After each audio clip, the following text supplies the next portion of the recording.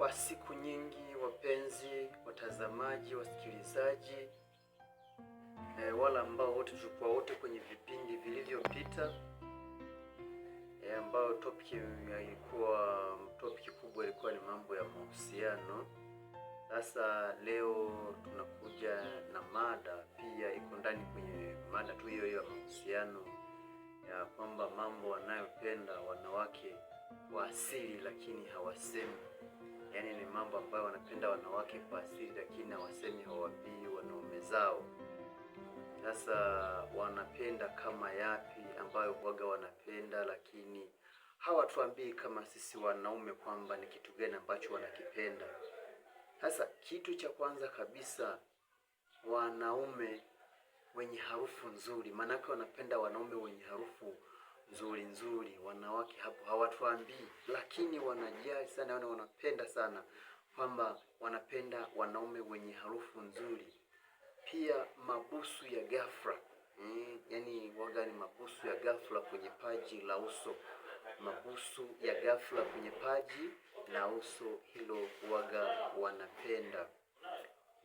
Yani mwanaume anayesikiliza bila kukatiza anapendaga pia hilo.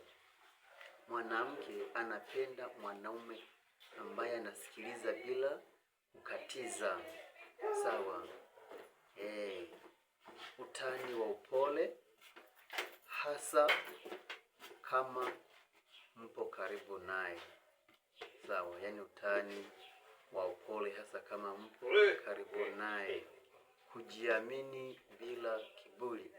Mwanaume anapenda sana, yani mwanamke anapenda sana, yani kujiamini bila kiburi. Ujumbe kama, yani unakuta kama vile ujumbe unahitaji umfikishie ujumbe kwamba yani kama vile unamwambia kwamba umefika salama. Anapenda sana hiyo. Umefika salama, kuwa sababu yeye kutabasamu, yani wewe ni sababu ya kutabasamu. Nadhani hapo utakuwa umesha nisoma mpaka umeshanielewa. Mwanamke mambo ambayo anapenda kwa asili hasemi, lakini ndo kama hayo.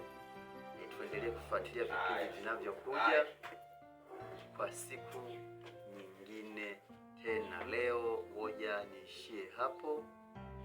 Nadhani usisahau kusubscribe, kushare, like, comment, chochote kile.